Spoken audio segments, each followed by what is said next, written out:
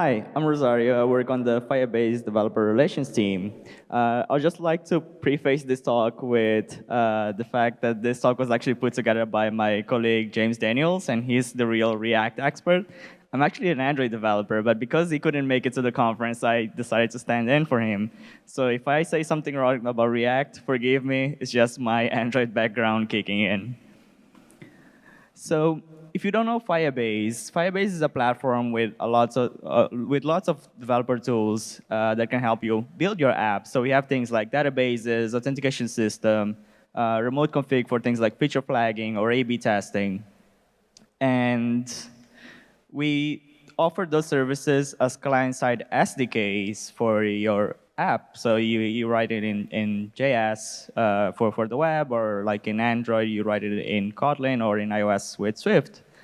But what's the problem with client-side? The problem with client-side is that it all runs in the browser. But if you're a React developer, you might have React server components which run on the server.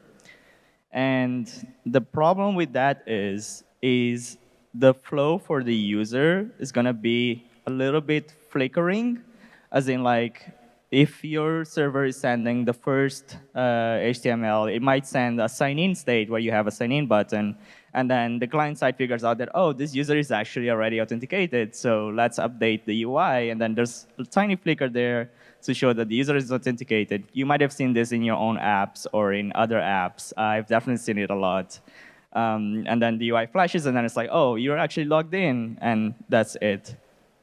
So how do you fix that with Firebase? If you're using Firebase authentication, we actually have a new, I say new, but it's actually been released a couple of years ago, class called FirebaseServerApp. So you can actually initialize Firebase in your server and then get all the authentication context for that app, and then use that to send to the client so that the client already knows that the user is authenticated right on the first load of the page. They don't have to wait for the client side to kick in to be able to tell the user that, oh, you're authenticated, so you don't need the sign-in button. And authentication is just the first part of the story, because we also have databases, and one of our databases is called Firestore. And Firestore has some really cool features, but that can make this process a bit trickier. One is the offline component of it. So it has, by default, an offline cache.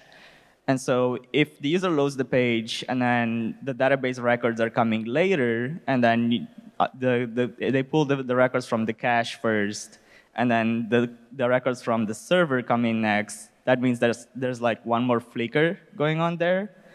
And then another feature that Firestore has is it's real-time updates. So you might have a second flicker because now the real-time component kicked in and there's more records to display.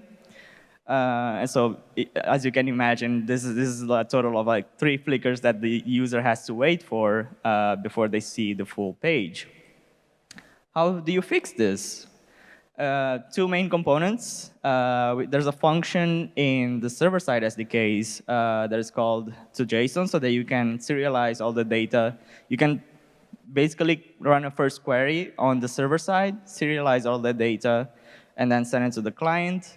And then the client has a function called onSnapshotResume, which is going to take that serialized data and just resume for there, which means if there's real-time updates being done to their app, it's not going to invalidate the previous ones if it's not needed. And then for things like offline cache, it's also try to merge all those results so that the user doesn't really see a flicker, but rather just an addition of new data or records being added in real time. So like I said, the way it works is that on the server, you'd call to JSON, and then on the client, you just pass those serialized snapshots and render them. The third part of this is remote config. So remote config is used for things like feature flagging or A/B testing. And we actually recently released remote config for the server. So you can also use it with server components. You can, on the server, fetch all the values, and then on the client, you can use it to whether or not display the new UI or old UI if you're doing like feature flagging or something like that, and you don't have to wait for the client to figure out all the changes for the user. Just a look ahead at where we're going with this, or like I think you probably already see a pattern with this. This is just mostly a way of us showing you how we're trying to adapt to the modern web. And one of the ways we're doing that is with, for example, we have a new tool called Firebase App Hosting that allows you to deploy your Next.js or your Angular apps with server-side rendering to Firebase. And under the hood, it uses products like Cloud Run, so you're probably already familiar with some of the infrastructure that it uses to deploy these things. We also have a new database that is called SQL Connect. I spoke to a lot of you this morning at the booth, and it sounds like a lot of developers have used Firestore, which is our NoSQL database. But the good news is we also have a SQL database now. It's called SQL Connect, and the SDKs for the web, they actually use 10-stack query. So it's starting to use the patterns that you're already familiar with for the modern web. And very soon, we're going to have Crashlytics for the web. Crashlytics is our crash reporting tool, so that whenever your users face some crashes, you can see it on a centralized dashboard. For a very long time, we've had it for Android and iOS, but now we're bringing it to the web. And it's actually going to start an early access program really soon. So if you're interested in trying that out, if you're interested in being one of the early testers for this new tool, please scan the QR code, and you'll find a form that you can fill to get access to it. And that's it. Thank you so much for listening. If you have more questions, I'm going to be at the Firebase booth outside and happy to answer any questions. Thank you.